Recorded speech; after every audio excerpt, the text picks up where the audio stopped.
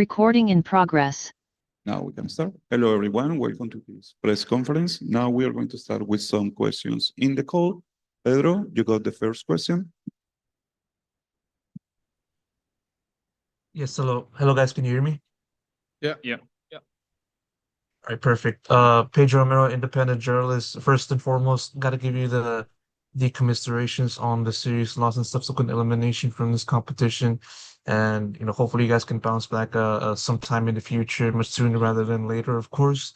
I'm going to send this question over to Ewok. I mean, just want to give you your thought, or want to ask you your thoughts as to what went down in map 3 and having to go through low ascent and having to face off against FNATIC's curveball with the chamber on that map. Two-parter. Were you guys surprised by it, and also how did you guys try to work around it? And on top of that, what do you think was the difficult aspects that the team had to navigate in that time frame? Yeah, of course, we're surprised by the comp. They haven't showed it yet, but it's variation of something that we're used to playing against, so nothing too surprising in that sense. I think our problem solving on attack was not good in terms of we just don't play our normal way. I think we made it very hard for ourselves. How we played, of course, there's a lot of tools also that we were not winning, but we're not putting ourselves in the best situation to kind of win out either.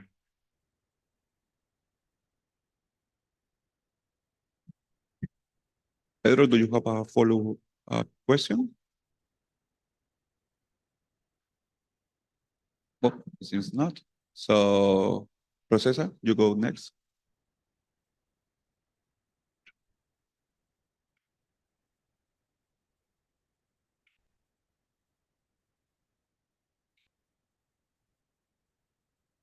Procesa.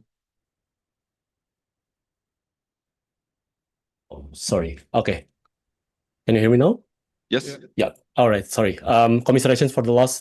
RRQ, I would like to ask questions to Coach Ewok, but anyone can answer this actually. So, despite the loss, what are the most valuable lessons RRQ is taking away from this series against a top tier team like FNATIC, and how will you use them to prepare for your next series at APAC Stage 2? Of course, there's a lot to learn playing on this stage. I think in terms of firepower, we didn't match up as well across the whole series. We were there for one map. But then also, I think there's some things that we'll have to practice in terms of how different we are from practice to match. So I think there's some adjustments we need to make there.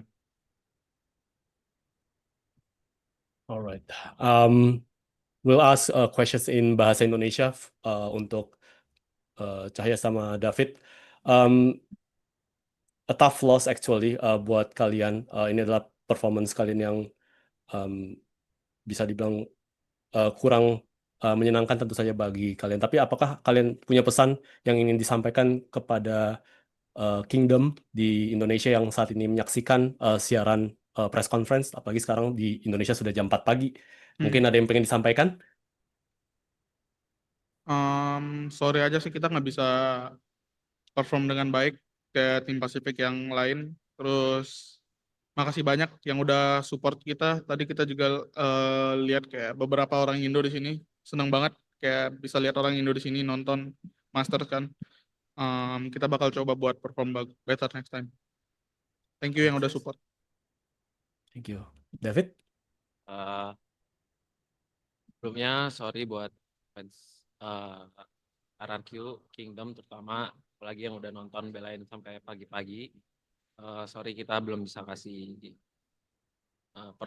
performa yang kalian pengen lihat, tapi kita bakal usaha lagi buat next time kita bakal perform yang lebih baik. Alright, Cahya, David, thank you very much. Best of luck for your upcoming tournament. Thank you. Thank you. Now we have another question from Pedro. Yes, it's going to be a much more of an open-ended question to anyone that would like to answer. Given how the first seeded teams have struggled in the first hurdle of this competition. There's plenty of talk of like as to what went down, what's going wrong with the team, whether like the team kind of, or whether the teams had experienced any kind of like issues just trying to go from like competing in domestic to the international, also dealing with the changes of the meta. From your point of view, what do you feel affected RRQ the most in this competition as a whole, and why?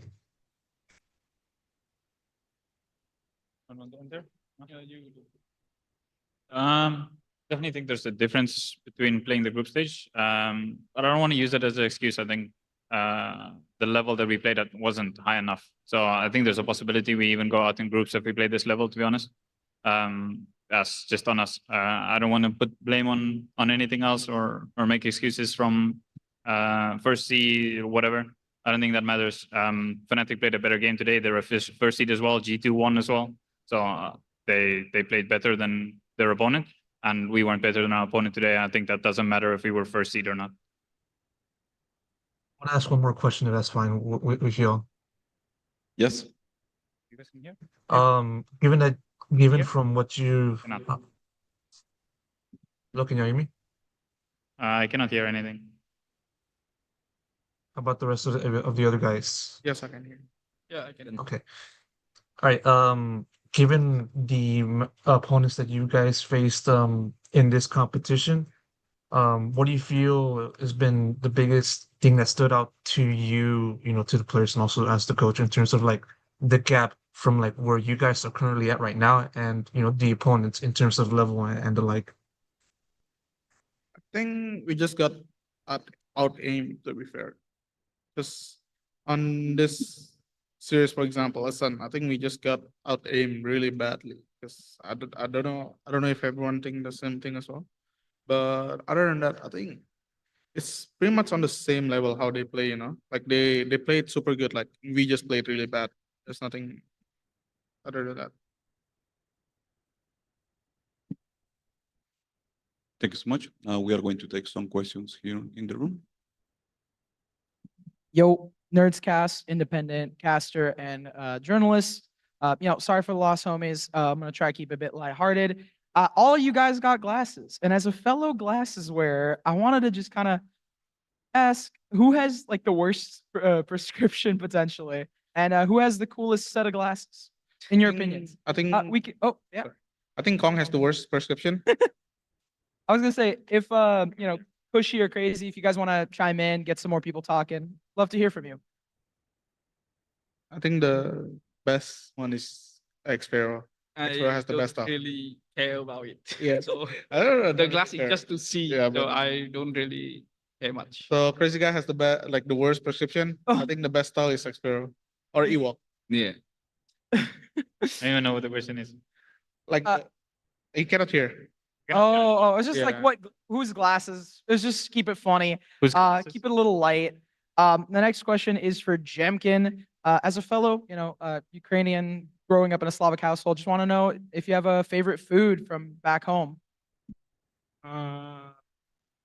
Maybe like шашлык. Yeah. Борщ оливье у меня. Huh. And then, final question for Manette. If you have, anything to say to your compatriots on PRX to kind of give them some hope, what do you have to say to them? I think you guys will win this time. Thank you guys so much. Unfortunate, but y'all played well, and see you guys in stage 2. Cheers. Thank you. Thank you. Hello, Sierra Zobi, freelance esports commentator. This is also a lighthearted question. Just one over to, I'm going to butcher the name, apologies, Xfero. FNS was actually watchpartying the game today and said that kid is him after he realized you were to bottle under a different name from Champs back in Istanbul. Do you have any message to him? And how did you respond to his retirement? And how do you think you've changed as a player since those days? I hope you get back on the server. So maybe in the next time we can meet again in the server. I think that's it. Thank you. Thank you, RRQ, for being here with us. With this, we conclude this press conference. Thank you. Thank you. Thank you.